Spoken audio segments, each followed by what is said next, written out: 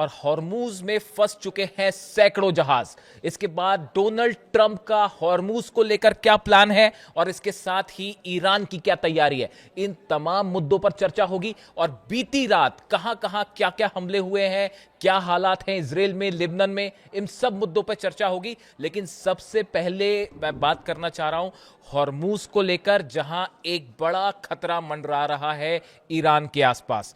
देखिए, जो हालात हैं आप सब जानते हैं, हॉर्मूज की जिस तरह से नाकाबंदी की गई है, 16 से 17 डिस्ट्रॉयर्स आसपास मौजूद हैं अमेरिका के।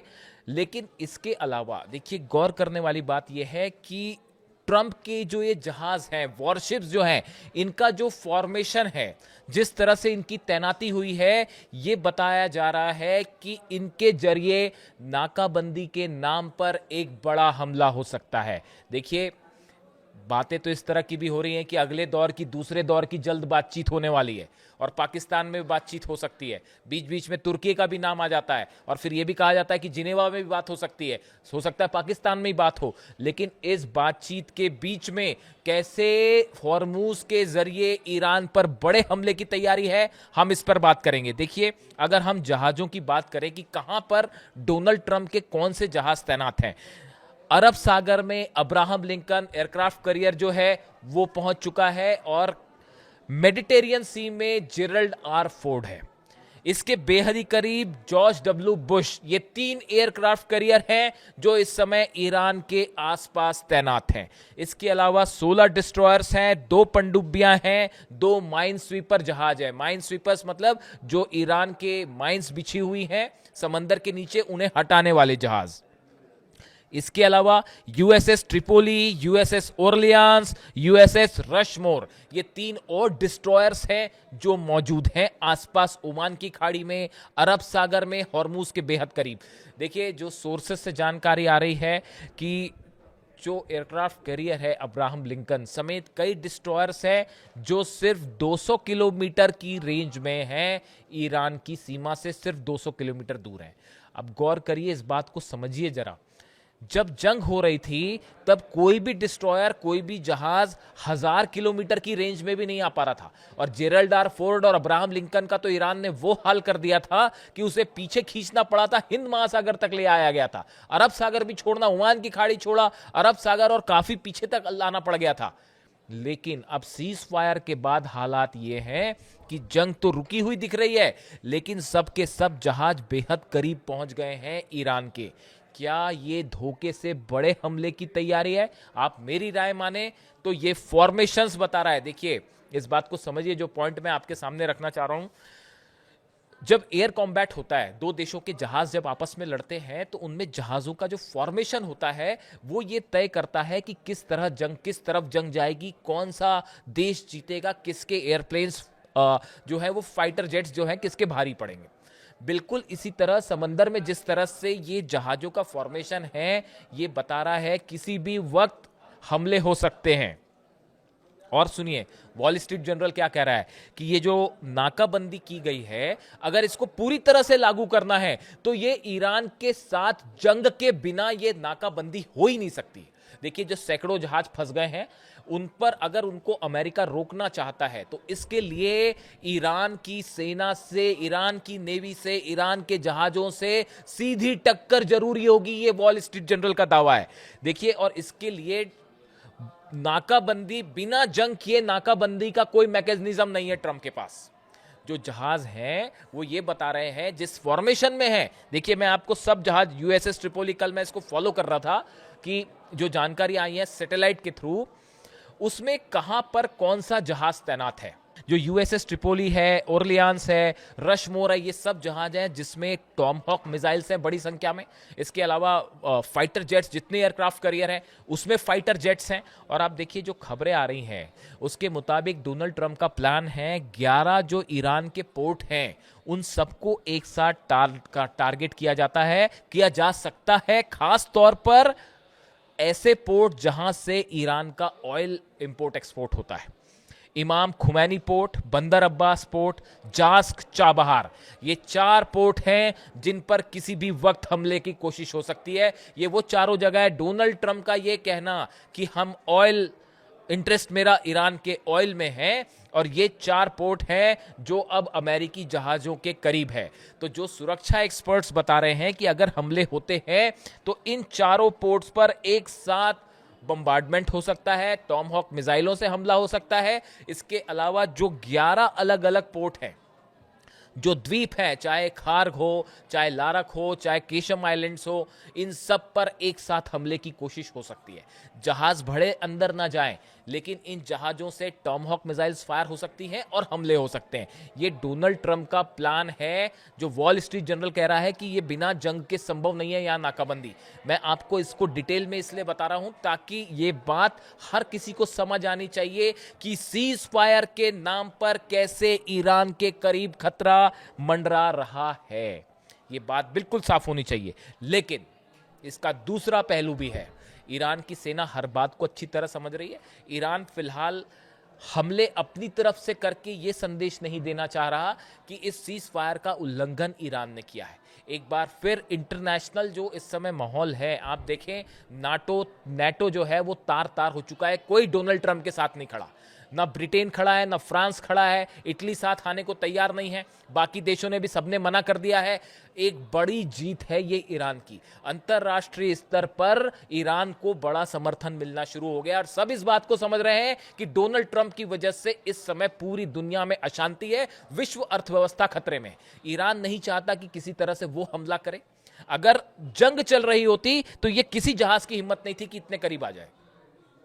वो अब तक जो है फतह सीरीज की मिसाइल्स और जितनी हैं वो ऐसी की तैसी कर चुकी होती इन जहाजों की। लेकिन सीज फायर है और सीज फायर के नाम पर फिर बड़ा धोखा हो रहा है। और देखिए, हम ईरान की तैयारी की भी शॉर्ट में बात करें, ईरान ने अपने जितने 11 पोर्ट्स हैं जहां जहां हमले का प्लान है, 4 और जो इमाम खुमैनी पोर्ट हो, बंदर अब्बास, जास, चाबार, इन सब जगह बताया जाता है कि 1000 के करीब अबू मेहती मिसाइल्स तैनात कर रखी हैं।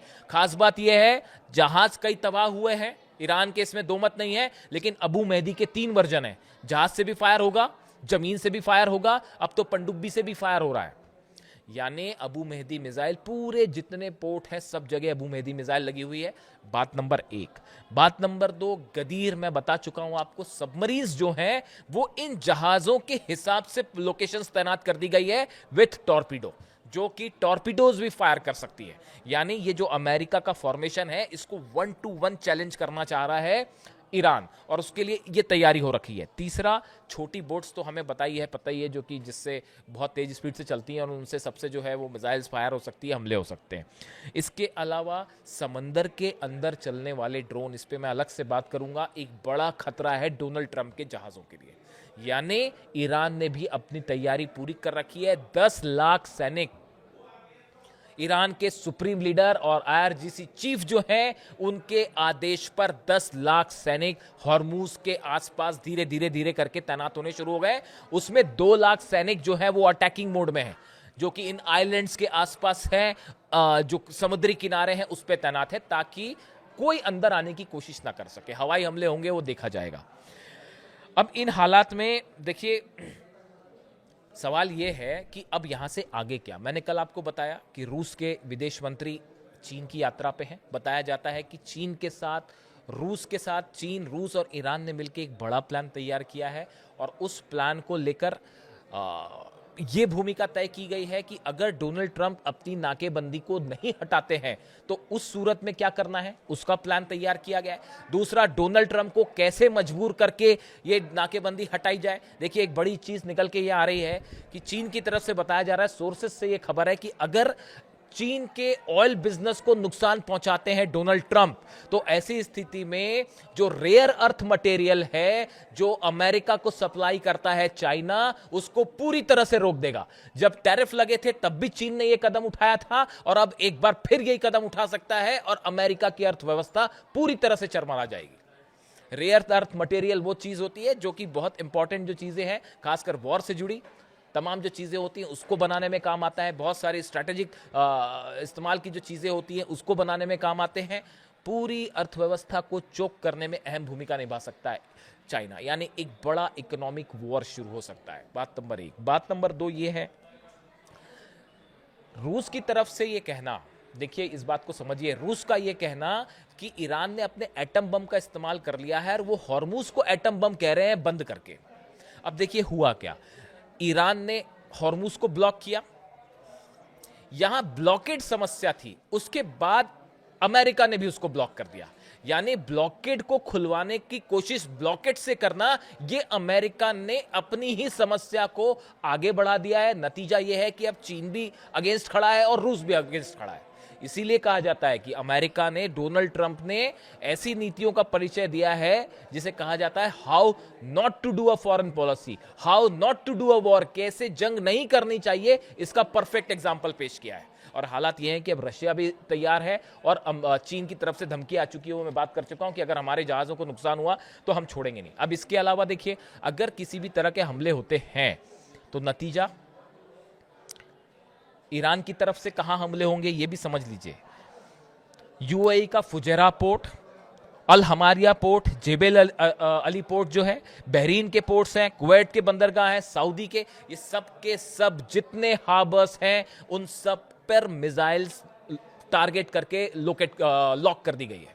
यानी अगर एक भी बंदरगाह पर हमला हुआ, एक भी द्वीप पर अगर हमला होता है ईरान के, तो ये अरब के जितने 15-20 पोर्ट हैं वो सबके सब जलेंगे और हूती वहां से हमले करके जो दूसरा रास्ता है उसको भी बंद कर देगा।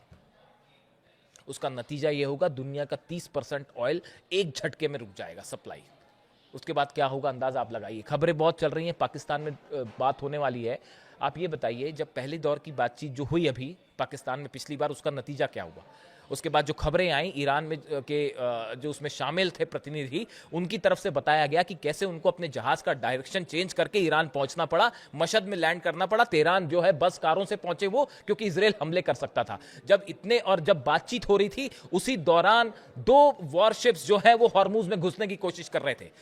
ऐसे हालात में कैसे बात की जाए अमेरिका से, और क्या अमेरिका पर विश्वास करना चाहिए, मैं आप पे छोड़ता हूं। इसीलिए ईरान की सेना के प्रमुख कह रहे हैं, आईआरजीसी चीफ कह रहे हैं कि अब कोई बात नहीं होनी चाहिए अमेरिका से। इसीलिए वो कह रहे हैं कि अमेरिका से अब बातचीत नहीं होनी चाहिए, किसी भी बात पर भरोसा नहीं किया जा सकता। और भरोसा किस बात का? क्या आप यूरेनियम छोड़ देंगे? ईरान कतई यूरेनियम, बात आके फिर वहीं खड़ी है।